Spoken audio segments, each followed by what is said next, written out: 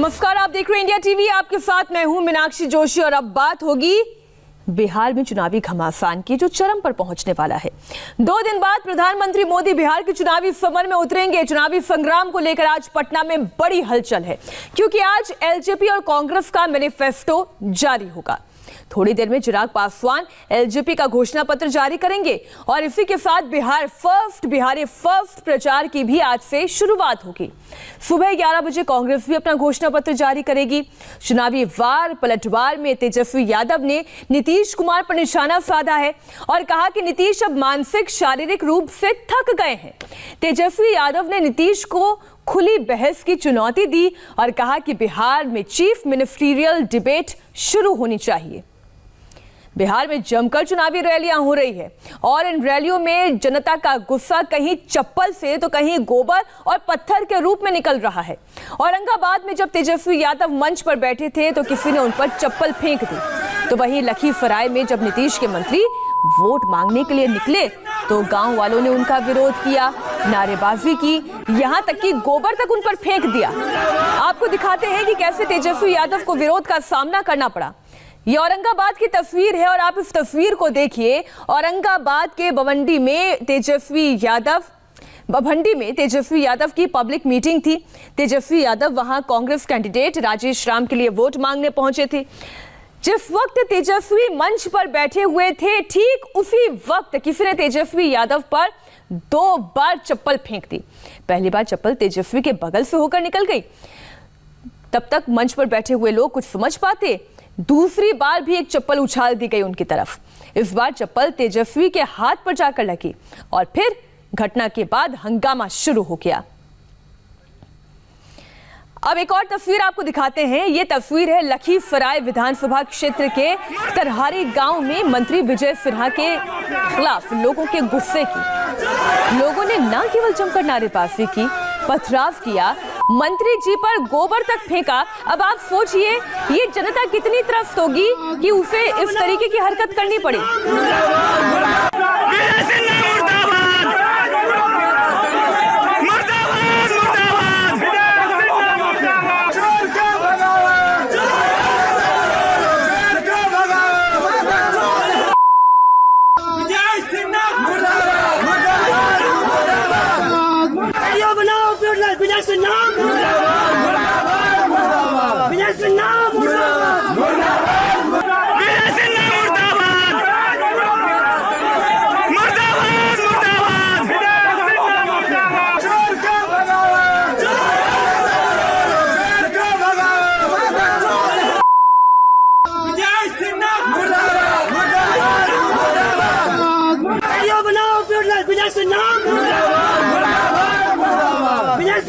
लोकतंत्र में जनता के गुस्से की एक तस्वीर ये भी है। अब ये 5 तस्वीरें हम आपके सामने रख रहे हैं। बिहार में पहले दौर की वोटिंग में अब 1 हफ्ते से भी कम का समय बचा है और जमकर चुनाव प्रचार हो रहा है।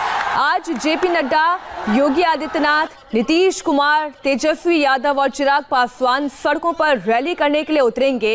ये देखना दिलचस्प होगा कि जनता किनके वादों पर भरोसा करती है। ये तस्वीर आप देख रहे हैं। इस बार बिहार में किसकी सरकार बनेगी, ये सवाल बना हुआ है, क्योंकि इस बार जब जनता वोट डालने के लिए निकलेगी तो वो चेहरे पर वोट डालने वाली है, वो काम पर वोट डालने वाली है, या इतिहास के नजरिए से वो वोट करेगी। आज किसकी चुनावी रैली कब है, ये आपको बता देते हैं। सबसे पहले जेपी नड्डा बेतिया में आज 12:50 पर एक रैली करेंगे। पीपरा मोतिहारी में 3:15 पर उनकी रैली है। राजनाथ सिंह कहलगांव में 2 बजे रैली करने वाले हैं, तो चैनपुर में 3:30 बजे वो रैली करेंगे। योगी आदित्यनाथ जमुई में 11 बजे रैली करेंगे, भोजपुर में 1 बजे, तो पटना में 2:30 बजे उनकी रैली का कार्यक्रम है। तो ये तो बात हो गई कि आज बीजेपी के कौन कौन से स्टार प्रचारक रैली करेंगे। ये वो पूरा शेड्यूल है जो बीजेपी के नेताओं का हम आपके सामने रख रहे हैं।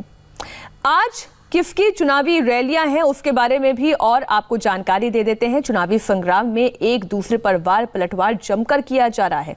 आपको दिखाते हैं आज तेजस्वी यादव ने कैसे नीतीश कुमार पर अटैक किया।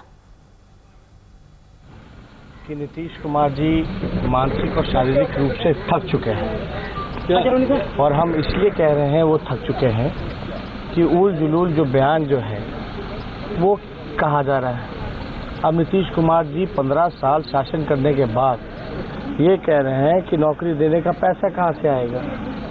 अब उनको ये बताना चाहिए कि जो 60 घोटाले इन लोगों ने किए हैं तो लगभग 30,000 करोड़ बिहार के बजट का पैसा है। कहाँ गया वो 30,000 करोड़ रुपए। और ये जो बात करते हैं जल जीवन हरियाली की, तो उसमें 24,000 करोड़ का बजट है। उसमें भी जो है पूरी तरीके से धांधली और भ्रष्टाचार हो रहा है। और आरटीआई से ये जानकारी मिली कि अपना चेहरा चमकाने के लिए इन्होंने विज्ञापन पे 500 करोड़ रुपए खर्च किया। इससे पहले तेजस्वी और जेपी नड्डा में भी जुबानी जंग हुई। तेजस्वी यादव ने सवाल किया कि बीजेपी के पास सीएम उम्मीदवार क्यों नहीं है, तो जेपी नड्डा ने तेजस्वी से पूछा कि आरजेडी के पोस्टर से लालू यादव गायब क्यों है। ये लोग निराश हैं, परेशान हैं, घबराए हुए हैं। क्यों नीतीश जी का चेहरा काम चल रहा है क्या? हम तो पूछना चाहते हैं। इतना बड़ा उनका कहते हैं कि जनाधार है, विश्व की सबसे बड़ी पार्टी है बीजेपी, लेकिन उसके एक भी मुख्यमंत्री पद का कोई उम्मीदवार नहीं है। विश्व की सबसे बड़ी पार्टी, कोई चेहरा नहीं, लेकिन फिर भी एक दूसरे के बैसाखी बने हुए हैं। तो कहीं ना कहीं से वो बात को समझ रहे हैं कि उनकी हार निश्चित है। आजकल मैंने देखा आरजेडी का पोस्टर, उसमें सिर्फ तेजस्वी दिख रहे हैं, लालू जी उसमें नहीं दिख रहे। अब क्यों नहीं दिख रहे भैया?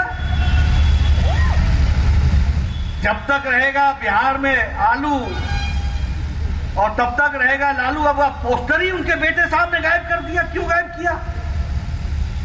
इसलिए गायब किया कि बिहार की जनता जागरूक हो गई है, जानती है कि अब लूट राज नहीं चलेगा, अब लालटेन राज नहीं चलेगा, अब मोदी का एलईडी राज चलेगा। इस बात को समझ गई है, ये जान गई। गुंडा राज नहीं चलेगा, कानून का राज चलेगा, बाहुबली का राज नहीं चलेगा, विकास बल का राज चलेगा। ये अंतर आ गया है। बिहार के चुनावी समर में कल एक अलग ही तस्वीर दिखाई दी, जहां कोई राजनीति नहीं थी। रामविलास पासवान की 13वीं के मौके पर नीतीश कुमार और तेजस्वी यादव चिराग पासवान से मिलने के लिए उनके घर पहुंचे। तीनों नेता एक साथ बैठे हुए थे। चिराग ने नीतीश का आशीर्वाद भी लिया, जिसकी तस्वीर इस वक्त आप देख रहे हैं। ये तस्वीर आप देख रहे हैं रामविलास पासवान की 13वीं पर ढांढस बंधाने मुलाकात करने के लिए। अब आप ये तस्वीर देखिए, कोई राजनीति नहीं है। जैसे एक छोटा बड़े का आशीर्वाद लेता है, ठीक उसी तरीके से चिराग पासवान नीतीश कुमार का आशीर्वाद ले रहे थे। सभी एक ही जगह मौजूद थे। पहले नीतीश कुमार, फिर चिराग पासवान, दोनों के बीच में कुछ बातचीत भी हो रही है। फिर उन्हीं के ठीक बगल में तेजस्वी यादव भी बैठे हुए हैं और आपस में चर्चा का दौर चल रहा है। लेकिन जैसे ही चिराग और तेजस्वी बाहर निकले तो नीतीश पर जुबानी तीर चलने लगे। तो लोग ये बार बार इस बात का भ्रम फैला रहे हैं कि मेरी कोई बैकिंग कर रही है, मैं बी टीम हूँ किसी का। मैं इस बात को क्लियर कर दूं, लोक जनशक्ति पार्टी 20 साल पुरानी पार्टी है। मेरे नेता, मेरे पिताजी आदरणीय रामविलास पासवान जी का 51 साल का बेदाग सक्रिय राजनीति का उनका अपना अनुभव रहा है। मुझे क्यों जरूरत पड़ेगी किसी और की बैकिंग की? मुझे क्यों जरूरत पड़ेगी किसी की बी टीम बनने की? लोक जनशक्ति पार्टी अपनी आइडियोलॉजी के साथ हम लोग चुनाव लड़ रहे हैं, चुनाव जीतेंगे। जो लोग डरते हैं मुख्यमंत्री जी, इसीलिए वो इस तरीके का भ्रम फैला रहे हैं। मैं बता दूं मुख्यमंत्री जी को भी कि हम लोग जनता दल यूनाइटेड से ज्यादा सीटों पर चुनाव लड़ रहे हैं और उनसे ज्यादा सीटें हम लोग जीत कर आएंगे। मौजूदा मुख्यमंत्री पुनः कभी दोबारा प्रदेश के मुख्यमंत्री नहीं बने, इस संकल्प के साथ निकला। नहीं, मेरे बड़े भाई हैं। हम लोग तो पहले भी बताएं कि भाई राजनीतिक रिश्ते वो चीजें अलग हैं। हम लोग तो शुरुआती 2010 से इकट्ठे किए थे और दोनों को रामविलास जी हम लोग को इकट्ठे लेकर के कैंपेन किया करते थे। अगर आपको याद होगा 2010 में शुरुआत हम लोगों ने की थी। उस समय मेरा भी लंबा बाल था, चिराग जी का भी लंबा बाल था। उस समय हम रणजी ट्रॉफी क्रिकेट खेलते थे। चिराग पासवान जी उस समय फिल्म करते थे। तो जो कुछ है लालू जी का रामविलास जी से जो संबंध रहा वो किसी से छुपा नहीं। और हम लोग नए हैं, नौजवान हैं, युवा पीढ़ी के लोग हैं, बिहार की बेहतरी देखना चाहते हैं, तरक्की देखना चाहते हैं और अपने ढंग से हम लोग काम कर रहे हैं। बिहार की चुनावी जंग में भगवान राम का नाम भी गूंज रहा है। उत्तर प्रदेश के मुख्यमंत्री योगी आदित्यनाथ से लेकर बीजेपी अध्यक्ष जेपी नड्डा तक सब बीजेपी के नेता चुनावी सभाओं में राम मंदिर का मुद्दा उठा रहे हैं। योगी आदित्यनाथ ने कैमूर, रोहतास और अरवल में, तो जेपी नड्डा ने बक्सर की रैली में राम के नाम पर वोट मांगा। मैं भगवान राम की जन्मभूमि से आया हूं और रामगढ़ की धरती पे आया हूं। त्रेता युग में जिस महान ऋषि ने इस रामगढ़ को अपनी तपस्थली के रूप में चुना था, उस महर्षि विश्वामित्र के कारण उत्तर प्रदेश और बिहार एक आपसी इस संबंध के साथ जुड़े। राम जन्मभूमि का मसला सदियों से लटक रहा था कि नहीं लटक रहा? सरकार बदली, आपने मोदी जी को फिर से प्रधानमंत्री बनाया और पूरी ताकत के साथ बनाया। डे टू डे हियरिंग हुई सुप्रीम कोर्ट की और सुप्रीम कोर्ट ने एक मत से राम जन्मभूमि के पक्ष में फैसला दिया, एक मत से दिया। और इस बीच तेजस्वी यादव ने नीतीश को एक नया चैलेंज दे दिया है। क्या है वो चैलेंज, आपको बताएंगे एक छोटे से ब्रेक के बाद।